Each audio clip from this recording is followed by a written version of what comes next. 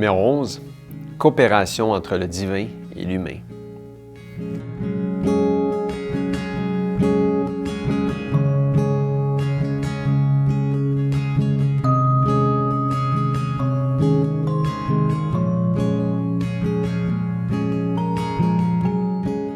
Cette série de vidéos s'intitule « Le meilleur chemin » puisque mes messages sont inspirés par les écrits d'Ellen White et surtout son livre « Le meilleur chemin » qui décrit habilement les pas vers Jésus sur le chemin de la vie chrétienne. Nous allons essayer d'illustrer ces belles vérités bibliques pour les rendre pratiques. Les 10 premières vidéos présentaient l'amour de Dieu sous plusieurs angles. Avant de continuer, j'aimerais vous donner un aperçu des prochaines vidéos et plus précisément des actions divines et des réactions humaines. Notre responsabilité est de coopérer avec Dieu, en d'autres mots, de faire œuvre commune du début jusqu'à la fin de notre expérience chrétienne. La conversion, c'est un processus de transformation qui est possible uniquement si nous coopérons avec la puissance divine, parfois appelée la grâce.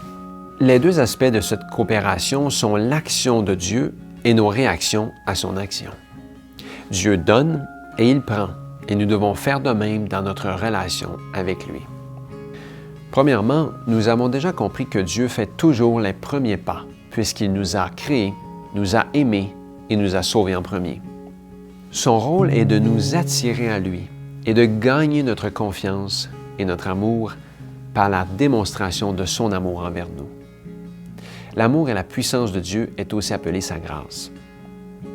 Le rôle de Dieu consiste à nous offrir des cadeaux et notre rôle, c'est de les prendre et de les utiliser. C'est ce que nous appelons la coopération. La coopération signifie faire œuvre commune, c'est-à-dire construire ensemble un ouvrage collectif. Et cet ouvrage, c'est de reproduire le caractère de Dieu en nous. La coopération exige un haut degré de confiance mutuelle, sinon tout déroute. L'homme a besoin d'une puissance extérieure et supérieure à lui pour que soit rétablie en lui l'image divine. Mais le fait qu'il a besoin de l'aide divine ne le dispense pas d'une action personnelle. La foi est demandée à l'homme, car c'est la foi qui agit par amour et purifie l'âme.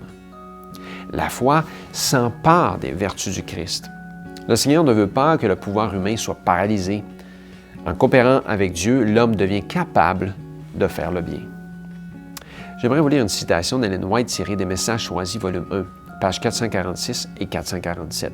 « Que personne ne dise que l'homme n'a rien ou presque rien à faire pour remporter la victoire, car Dieu ne fait rien sans le concours de l'homme. Ne dites pas non plus simplement que Jésus aidera celui qui aura fait tout son possible.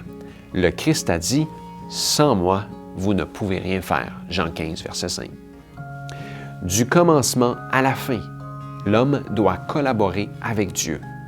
Si le Saint-Esprit n'opère pas dans le cœur de l'homme, celui-ci pourra trébucher et tomber à chaque pas. Les efforts d'un homme abandonné à lui-même n'aboutissent à rien. C'est la coopération avec le Christ qui assure la victoire. De nous-mêmes, nous ne sommes pas capables de nous repentir de nos péchés. Impossible de faire le premier pas dans la direction du Sauveur si l'on accepte le secours d'en haut. Je suis l'alpha et l'oméga, le commencement et la fin. Apocalypse 21, 6. Ne donnez jamais l'impression que l'homme n'a rien ou presque rien à faire de son côté. Enseignez plutôt qu'il faut coopérer avec Dieu afin de remporter une complète victoire. Les Écritures nous conseillent dans Philippiens 2, 12. « Ainsi, mes bien-aimés, comme vous avez toujours obéi, travaillez votre salut avec crainte et tremblement. » Je fais un tableau qui nous donne un aperçu de nos prochaines vidéos. Dans cette série, nous allons décrire la coopération entre le divin et l'humain. D'un côté, nous voyons les actions de Dieu, ses dons, et de l'autre côté, les réactions positives de l'homme. Je précise que Dieu agit en premier en nous offrant des cadeaux et nous réagissons en les acceptant de les ouvrir et de les utiliser ou non. Dans les prochaines vidéos, nous allons discuter les 4 différents cadeaux qui contiennent multiples dons à l'intérieur. Ensuite, nous allons expliquer les 4 différentes étapes de notre démarche pour réagir et suivre Jésus. Ce processus de la vie chrétienne est appelé la nouvelle naissance ou la conversion. Examinons maintenant les cadeaux et les étapes. Le premier cadeau, c'est la grâce divine, c'est le don de l'amour de Dieu qui nous attire.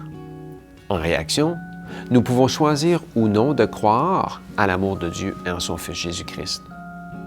Aussitôt reçu et accepté, Dieu nous fait un deuxième cadeau, la repentance. En réaction, nous pouvons choisir Christ.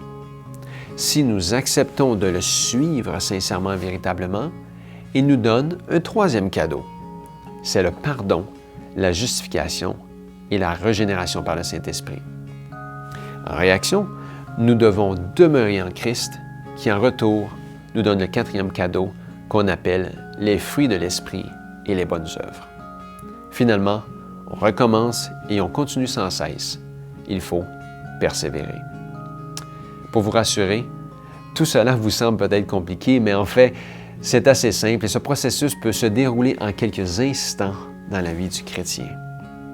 Pour terminer, il faut comprendre que ce cycle est continu et infini autant que nous coopérons avec Dieu.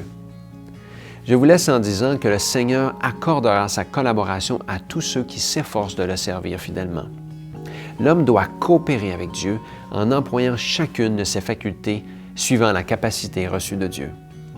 Je vous invite à coopérer avec Dieu afin qu'il puisse faire de nous son ouvrage et reproduire son caractère en nous. Merci, bon courage et à la prochaine.